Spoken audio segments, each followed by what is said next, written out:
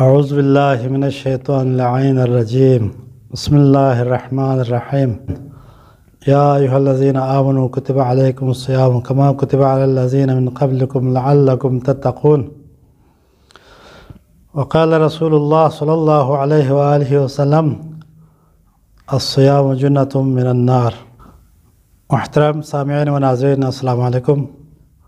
ماہ مبارک رمضان کے ایام ہیں، یہ رحمتوں اور برکتوں کا مہینہ اپنے آخری عشرے کی طرف رواں ہے۔ میرا موضوع ہے روزہ فقط مسلمانوں پر فرض ہے یا مسلمانوں سے پہلے امتوں پر بھی فرض تھا۔ اس کے بارے میں چند گزارشات آپ کے اذہان عال کی طرف اشارہ کرنا چاہتا ہوں کہ آج کل اس دور میں بہت سے مومنین کو یا مسلمانوں کو بہکا رہا ہے کہ یہ روزہ والے کوئی چیز نہیں ہے، نہ شریعت میں، نہ کتابوں میں، نہ پیغمبر نے نعوذ باللہ کوئی اس کے بارے میں کچھ نہیں کہا۔ بعض ایسے لوگ ہیں جو انکار کرنے کے اوپر آئے ہوئے ہیں، اترے ہوئے ہیں،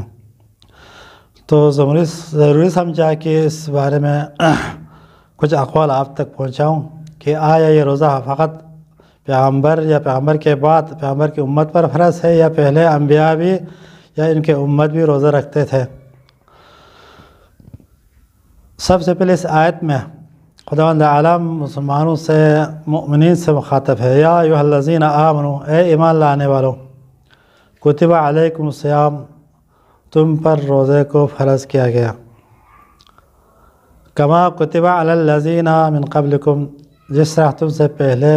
لوگوں پر بھی روزہ فرض کیا گیا تھا، لعلکم تتقون، تاکہ تم لوگ پرہیزگار بن جاؤ۔ کتب علیکم الصیام، یہاں صیام سے مراد روزہ، ہر وہ چیز جو شریعت نے ماہ مبارک رمضان میں کھانے پینے سے روکا گیا ہے، اس سے روکنا، اس کو روزہ صیام کہا جاتا ہے۔ اس صیام سے مراد وہ روزہ بھی شامل ہے جو حضرت مریم نے، جناب مریم نے کہا تھا، انی نذرت للرحمن صوما فلن اکلم اليوم انسیا، خاموش روزہ، یعنی وہ بھی اس روزے میں شامل ہے۔ صیام جمع ہے صوم کے، صوم یعنی کسی چیز سے پرہیز کرنا، روکنا، اپنے آپ کو بچانا۔ شریعت اسلامی میں چند چیزوں سے منع کیا ہے کہ ان کو آپ روزے کے حالات میں نہ کھاؤ نہ پیو، تو ان سے رکنے کا نام کیا ہے؟ روزہ کہا جاتا ہے۔ روزے کو فرض کیا گیا ہے مسلمانوں کو کہ پہلے امت پر بھی ہم نے روزہ فرض کیا گیا تھا۔ اے مسلمان، اے مومنین، تم یہ نہ سمجھو کہ روزہ ہم پر فقط فرض ہے، بلکہ ہم نے پہلی امتوں پر بھی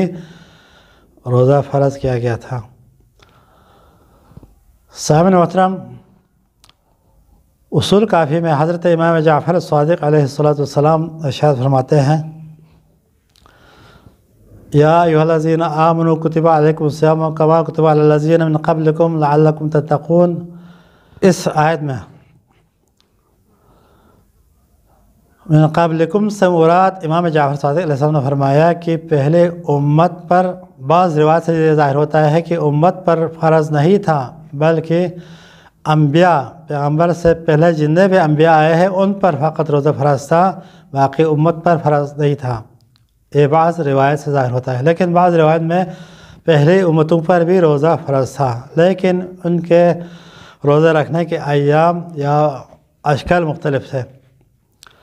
تورات اور انجیل سے بھی ظاہر ہوتا ہے کہ ان کے ہاں بھی روزہ ہے، لیکن ان کے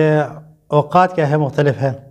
سب سے پہلے ہم حضرت آدم علیہ السلام کے بارے میں عرض کرنا چاہتا ہوں کہ حضرت آدم علیہ السلام بھی روزہ رکھتے تھے۔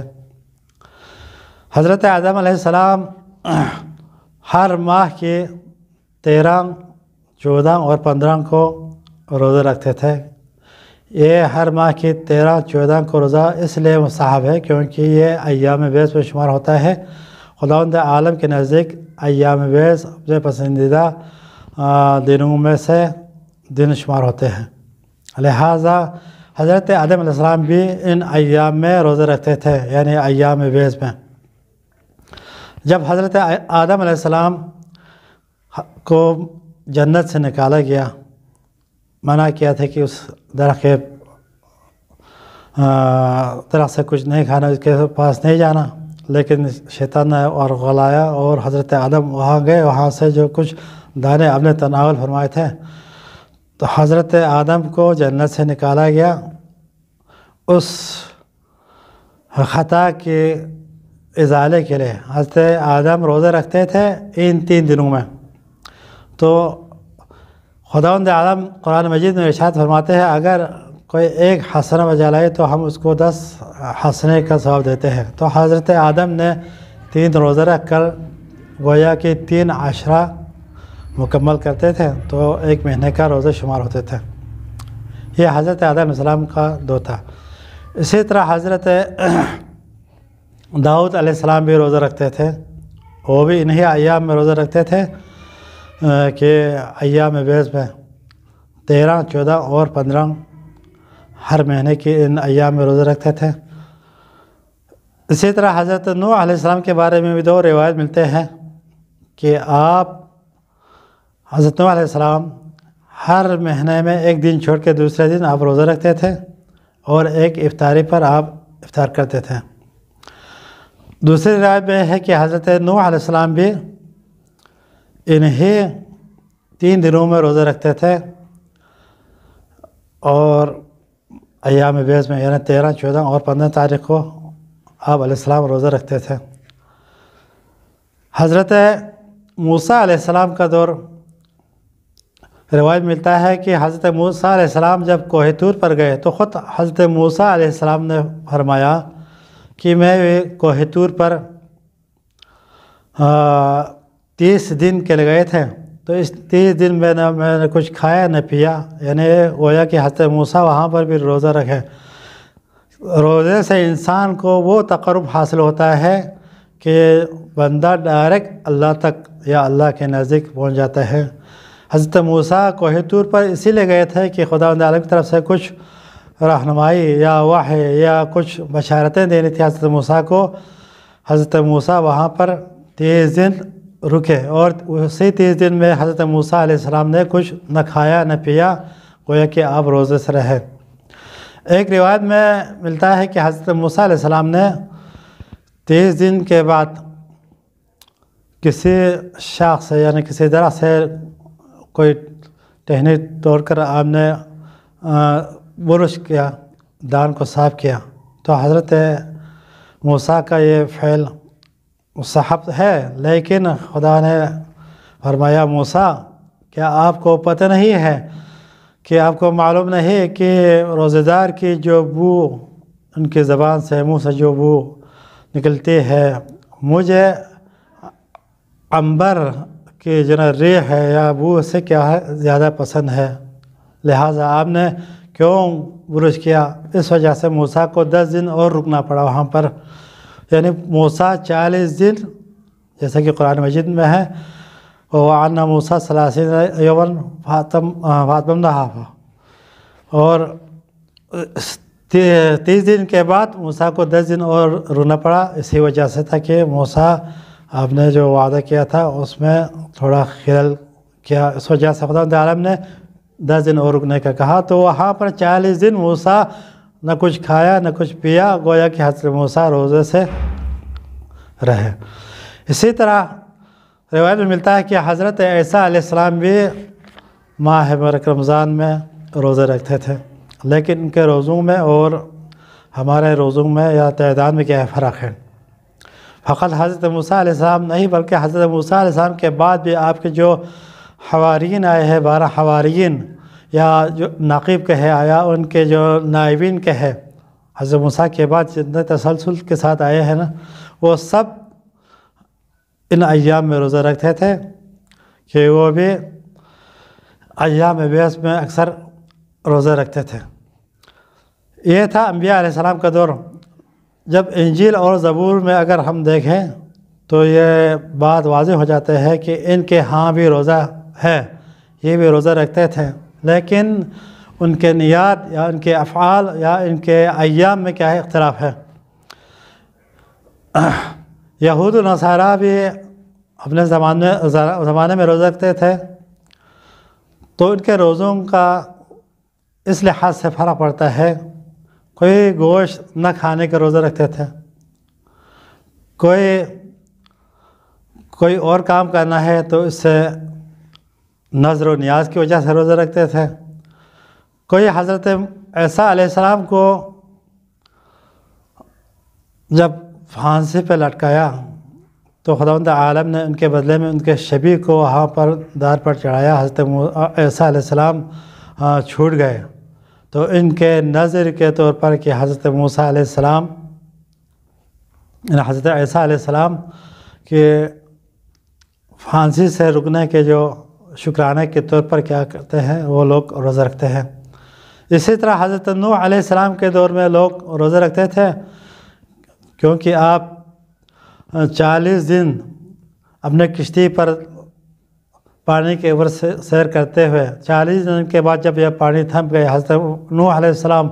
اپنے اہل و عیال کے ساتھ یا اپنے حوارین کے ساتھ، اپنے دوست احباب یا جو آپ کے ساتھ کشتی میں سوار تھے، ان کے ساتھ زمین پر اتر آئے۔ اس شکرانے میں آپ اور آپ کے جو اصحاب ہیں، چاہنے والے ہیں، انہوں نے بھی کیا کیا، اس نذر کے طور پر روزہ رکھا۔ سامعین محترم، پیغمبر اکرم صلی اللہ علیہ وسلم کا ارشاد گرامی ہے کہ یہ روزہ رکھنا انبیاء کا فریضہ ہے، انبیاء کی روش ہے۔ خصوصاً حضور اکرم صلی اللہ علیہ وسلم ارشاد فرماتے ہیں، الصوم جنۃ من النار۔ انسان روزہ کیوں رکھے؟ روزہ اس لیے رکھے کہ ایک تو خداوند عالم کی اطاعت ہوتی ہے یہاں پر، کہ روزہ رکھنے سے اس کا پروردگار، اس کا خالق، اس کا مالک اس سے کیا ہوتا ہے، راضی ہوتا ہے، اس لیے روزہ رکھیں۔ ثانیاً روزہ رکھنے کا فائدہ یہ ہے کہ یہ جہنم کے لیے ڈال ہے۔ خود خداوند عالم حدیث قدسی میں ارشاد فرماتے ہیں، الصیام لی وانا اجزی بہ، روزہ میرے لیے ہے،